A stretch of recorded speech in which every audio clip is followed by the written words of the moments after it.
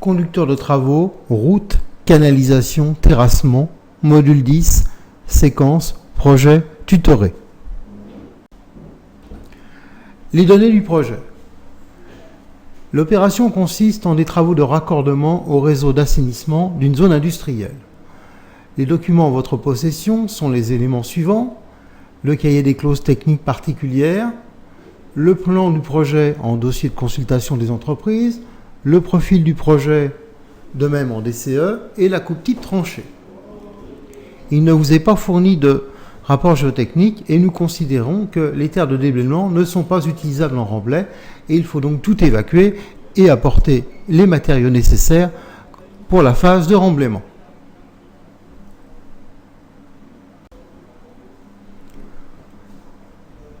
Première étape, synthèse des travaux à réaliser. À partir des données du CCTP, établir une liste exhaustive tout en étant synthétique des travaux à réaliser. On attend un document de quelques pages, par exemple sous forme de tableau. Vous établirez le quantitatif correspondant, sachant que ce quantitatif aura un intérêt soit par rapport à la planification, soit par rapport à l'étude financière que vous traiterez par la suite. Vous définirez enfin les contraintes spécifiques du chantier quant à son organisation, sachant que la zone étudiée reste en activité pendant toute la durée des travaux.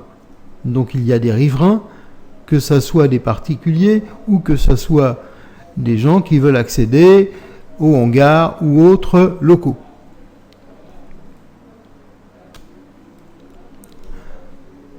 Planification des travaux.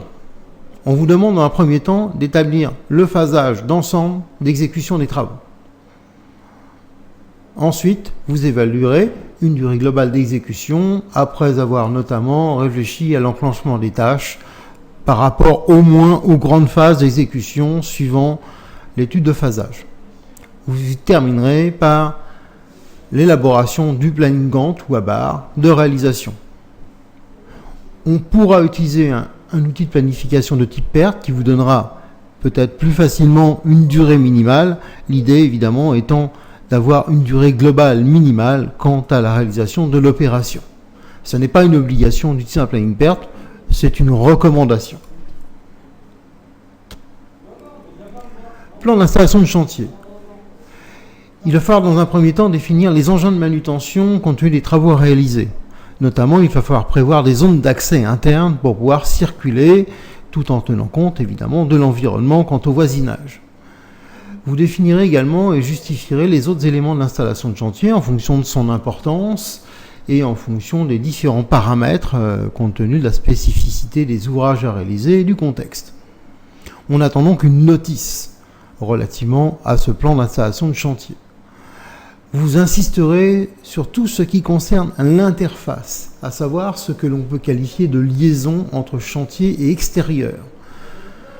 Pour établir le pic, pensez à utiliser des légendes appropriées, par exemple pour les zones de circulation, balisage de sécurité, etc., etc. Normes sociétales. On vous demande d'établir la trame du plan d'assurance qualité et les éléments liés à l'environnement au travers du PRE. Pour cela, pensez à vous référer au module 7, normes sociétales.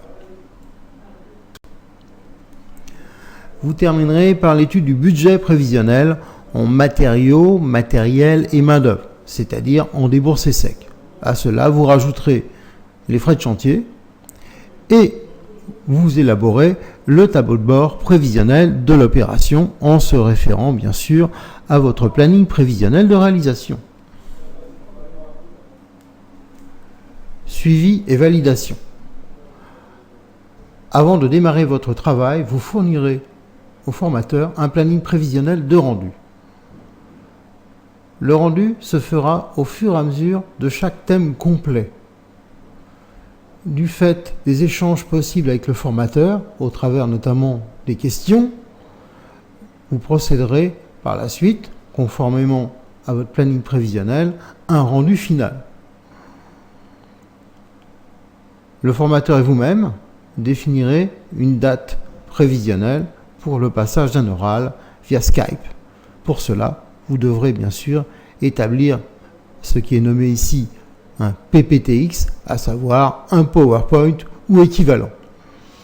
Pour rappel, l'évaluation se fera au travers de l'écrit et de l'oral.